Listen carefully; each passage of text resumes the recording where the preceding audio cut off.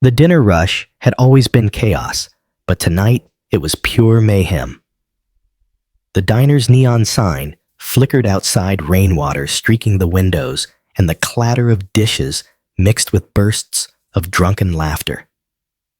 Mia, 27, moved between tables with the grace of someone who had done this for years. Her dark hair was tied back in a messy bun. Her plain, navy dress, hugging her lean frame, and her smile, though forced, kept customers tipping well. She was taking an order from a family near the window when it happened. The shrill whistle came first, sharp enough to cut through the hum of the diner. Then came the snickering. At the counter, a group of 4 men regulars with a reputation for making trouble sat with beer bottles in front of them. Their leader, a thick-necked brute named Vince, leaned back in his stool and grinned. "Mia, your dress looks a bit tight. Need a hand loosening it?" His voice carried loud enough for half the diner to hear. Mia's hand froze on her order pad. She forced a chuckle, ignoring him, but her stomach tightened. She'd dealt with jerks before. She'd swallowed worse insults. But Vince wasn't satisfied with just words. As she walked past them toward the kitchen, he reached out with a sudden tug, fingers gripping the back hem of her dress and yanking sharply upward. The fabric lifted several inches before she could twist away, exposing more than she ever wanted strangers to see. The sound was instant, a mix of gasps, shocked murmurs, and a few bursts of cruel laughter. Plates clinked. The family by the window froze, eyes wide. Mia spun around, eyes locking on Vince. His smile was smug, his buddies cackling like hyenas. One of them slapped the counter, wheezing through his laughter. "Eat. Hey, lighten up, sweetheart," Vince said, still grinning. "We're just having fun." Her cheeks burned not from embarrassment, but from the heat of rage rising up from somewhere deep, somewhere old. She could almost feel her fists, itching muscles, remembering the countless fights in sweat-filled basements and back-alley rings. She hadn't thrown a real punch in years, not since she walked away from the underground street fighting circuit. She'd promised herself that life was over, but in that moment, she wasn't Mia the waitress. She was Mia Reyes, the undefeated street fighter they used to call the Blade. She inhaled slowly, pushing the memories back down. Not here. Not now. She couldn't afford to lose her job over a few drunken idiots. Still, she let herself step closer, eyes narrowing just enough for Vince to notice. "Put your hands on me again," she said, in a voice low enough for only them to hear. "And you'll regret it." Vince chuckled, tilting his beer toward her like a toast. "What's the worst you can do? Spill coffee on me?" Her hand twitched, but she walked away without another word, disappearing into the kitchen. Inside, she leaned against the counter, gripping it until her knuckles went white. The cooks glanced at her, but said nothing. She closed her eyes and drew in a slow breath. The sting of humiliation lingered, but beneath it was something sharper, an electric anticipation she hadn't felt in years. Because she knew one thing for certain, the night wasn't over. And neither was she. Out in the diner, Vince's laughter carried on each laugh, chipping away at her restraint. She didn't know it yet, but the moment his hand had touched her dress, the countdown to his reckoning had already begun. The clock above the coffee machine ticked past 8:30 p.m. But for Mia, every second dragged like it was dipped in glue. The kitchen door swung open and shut, each pass between the chaos of the dining floor and the muffled clang of the back room reminding her of the eyes that had seen her humiliation. She avoided Vince's table as long as she could, but being a waitress meant there was no real escape. Every time she crossed the floor, she could feel the heat of his gaze, the lingering smirks from his crew. They weren't just laughing anymore. They were testing her, poking at the edges of her patience like kids prodding a caged animal to see if it would bite. By the time she returned with their next round of beers, the insults had shifted from crude to venomous. "Careful with those bottles, sweetheart," one of them sneered. "Wouldn't want you to spill again." Another leaned forward, whispering just loud enough for her to hear. "Bet she dresses like that for tips." She set the beers down without looking at them. Her hands were steady, but only because she'd trained herself in another life to keep them that way, whether she was about to dodge a fist or throw one. Vince reached for his drink, but accidentally brushed his fingers across her wrist, gripping it for a moment too long. The move was deliberate. His smile was too wide, his eyes too calculating. "Relax," he said softly, as though they were sharing some private joke. "You like the attention, I can tell." Her breath caught in her throat. She yanked her arm back, the restraint she'd been clinging to starting to crack. "Hey, don't be like that," Vince laughed, leaning back in his stool. "We're all friends here. Sit down, have a drink." That was when one of his friends, a lanky guy with a shaved head, decided to play brave. "Yeah, Mia, tell us about your other job," he said, with an exaggerated wink. "You know, the one that pays better than this dump." The table erupted in laughter. Mia froze, the hum of the diner fading into a dull roar in her ears. The air seemed heavier now, pressing in against her ribs. She wasn't sure if they actually knew about her past or if they were just fishing for a reaction, but either way, the words had found their mark. Her boss, Carla, emerged from the back, her eyes darting between Mia and the group of men. "Everything okay here?" Vince grinned. "Peachy. Just getting to know your star waitress."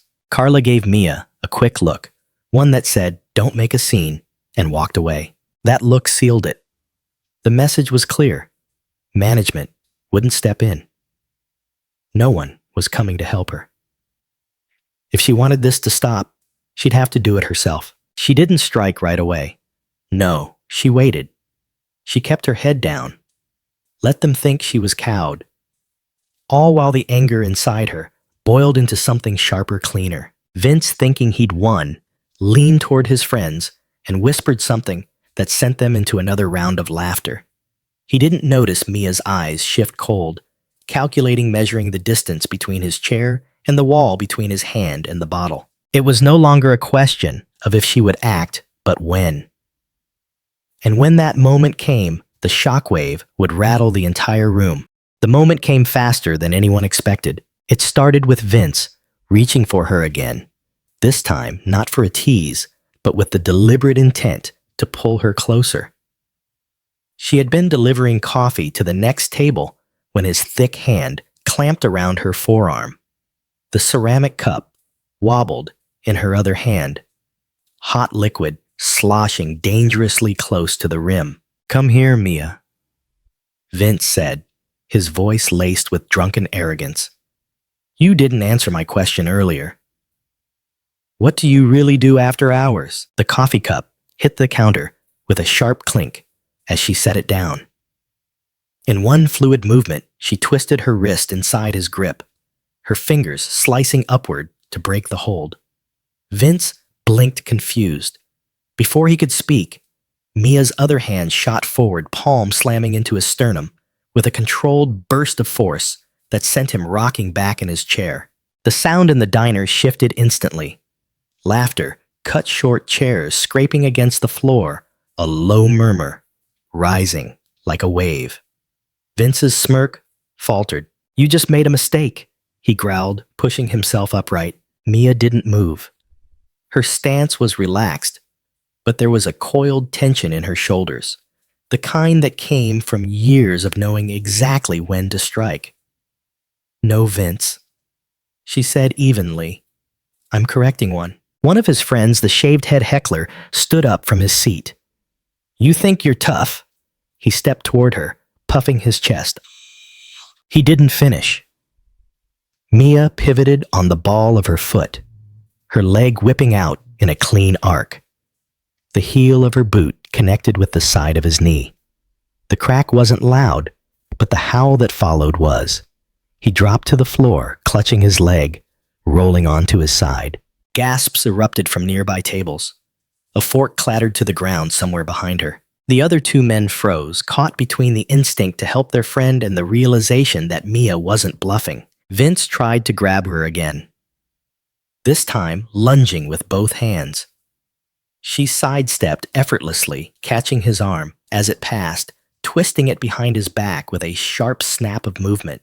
His face slammed against the counter, a beer bottle toppling and spilling foam over the edge. "Still think I'm here for your entertainment?" she asked, voice low, but carrying. He struggled, his breath ragged. "Let go." She released him suddenly, letting him stumble back. His eyes burned with humiliation, but behind them there was the first flicker of fear. The diner was silent now, except for the faint hum of the refrigerator and the uneven panting of the man on the floor. Every set of eyes was locked on Mia, the once quiet waitress who had just dismantled two men without breaking a sweat. But Mia wasn't done. She knew bullies didn't stop just because you embarrassed them once.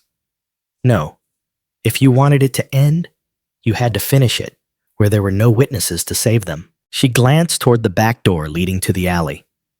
"You want round two, Vince?" she said, turning her head just enough for him to hear. "Let's take it outside." Vince hesitated, pride warring with common sense. Then, with his friends muttering behind him, he shoved past a table and headed for the door. Mia followed, her heartbeat steady, her muscles warm. She wasn't walking into a fight. She was walking into a lesson. The alley behind the diner was a narrow strip of wet asphalt, lit only by a single, buzzing street lamp and the faint neon glow from the front sign. The rain had eased into a drizzle, misting the air with a chill that clung to skin and clothes. Garbage bins lined the walls, their metal lids dripping, and the faint smell of damp cardboard mixed with oil from the kitchen vents. Vince stepped into the open space, first shaking his shoulders as though limbering up for a boxing match. His three friends, two still on their feet, and one limping, followed close behind. "This is cute," Vince said, cracking his knuckles. "You think you can embarrass me in front of everyone and just walk away?" Mia stepped into the center of the alley, her boots clicking softly on the slick pavement. She didn't respond immediately. Instead, she loosened her shoulders, rolled her neck once, and settled into a stance that wasn't quite defensive, but wasn't casual either. "You brought this on yourself," she said finally, her voice even. "And I'm going to make sure you remember it." One of the friends, a wiry guy with a patchy beard, barked a laugh. "Lady, you're outnumbered." Mia's lips curled into the faintest smile. "Numbers don't matter if none of you can stand." That hit a nerve.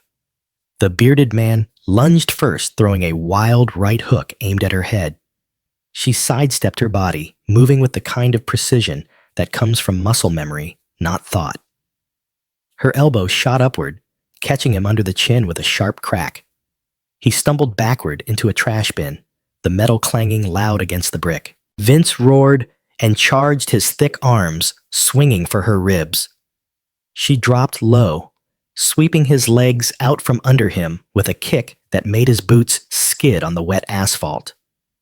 He hit the ground hard, splashing water. The limping man tried to grab her from behind, but Mia twisted her forearm, smashing into his throat just hard enough to drop him to one knee. She followed with a knee strike to his jaw, sending him sprawling beside Vince. The last man standing, hesitated eyes flicking between his groaning friends and Mia's unflinching stance. "You're crazy," he spat. "No," Mia said, stepping toward him with measured calm. "I am disciplined." He swung anyway, more out of desperation than strategy. She caught his wrist, mid-air twisting, until his shoulder joint strained, then shoved him face first into the brick wall. His cheek scraped against the rough surface as he cried out. Vince staggered to his feet, fury burning through the humiliation. "You think this makes you tough?" he shouted, water dripping from his hair. Mia didn't answer. She closed the distance in two quick strides, her fists a blur. one striking his ribs, the next hooking into his jaw. He grunted, stumbling back, and before he could recover, she pivoted into a spinning kick that caught the side of his head.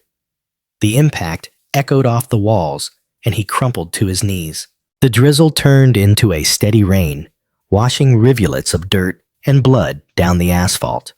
All four men lay scattered, groaning and defeated, their earlier swagger replaced by quiet, pitiful sounds. Mia stood over them, her breath steady despite the adrenaline pumping through her veins. She didn't need to gloat. The silence in the alley was enough, but she knew she wasn't finished. Not until she made sure they understood exactly who they tried to humiliate. The rain now poured harder, pelting the alley like 1,000 tiny drums. Neon reflections rippled in the puddles, broken by the shapes of four men sprawled in defeat. Mia stood in the center of it all. Shoulders squared rainwater streaking down her face.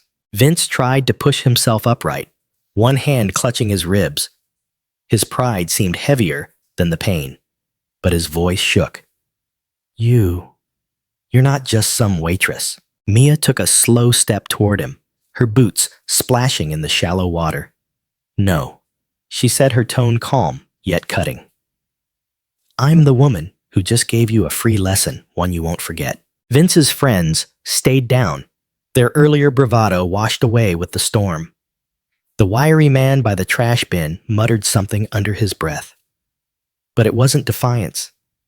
It was a prayer to be left alone. You ever hear of the blade? Maya asked, her eyes locked on Vince, his brows furrowed. What? That was me, she continued. I fought in underground rings for 6 years, never lost, not once. Every opponent, bigger, stronger, meaner than you, and they all went down. Vince swallowed his gaze, flicking to the others, looking for some anchor of confidence, but they avoided his eyes. I walked away from that life, Mia said, voice firm. I took this job because I wanted peace. I wanted normal. But when you grabbed me in there, you didn't just disrespect me. You woke up someone you don't want to meet again. She crouched slightly, so her eyes were level with his. Rain dripped from her hair onto his soaked shirt. Next time, you think about putting your hands on someone without their permission, remember this moment.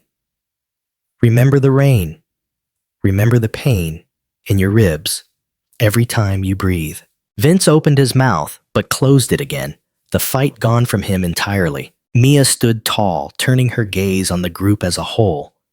If I hear you've harassed another waitress, another woman, anyone, I won't stop at a warning. I'll finish it. The only sound was the steady downpour and the faint hum of the diner's vent fans. No one dared speak. Without another word, Mia turned and walked back toward the diner. The warm light from the back door spilled out onto the wet pavement. And for a brief second, her silhouette was framed like a scene from an old fight film. Graceful, fierce, untouchable. Inside, the diner had gone quiet. Conversations halted as she stepped through the door, her soaked dress clinging to her frame, a thin streak of mud on her arm. No one asked what had happened. They'd seen enough in her eyes to know. She went straight to the counter, picked up the coffee pot, and resumed pouring as though nothing had happened. Her hands were steady, her expression calm, but beneath that stillness, there was a quiet satisfaction justice had been served, and this time it had been personal. Out in the alley, the rain kept falling, washing away the last traces of the fight. But the memory of it, the image of a waitress who could dismantle 4 men without breaking stride, would stay in this neighborhood for a long, long time. Some people mistake kindness for weakness, politeness for fear. They assume that because someone chooses peace, they lack the power to defend themselves. Mia knew this better than most. Her past had taught her how to break bones, but it had also taught her when to walk away and when to stand her ground. That night was a reminder to everyone watching. Respect is not optional. and crossing the line comes with consequences. Bullies thrive on the belief that no one will stop them. But courage doesn't always roar.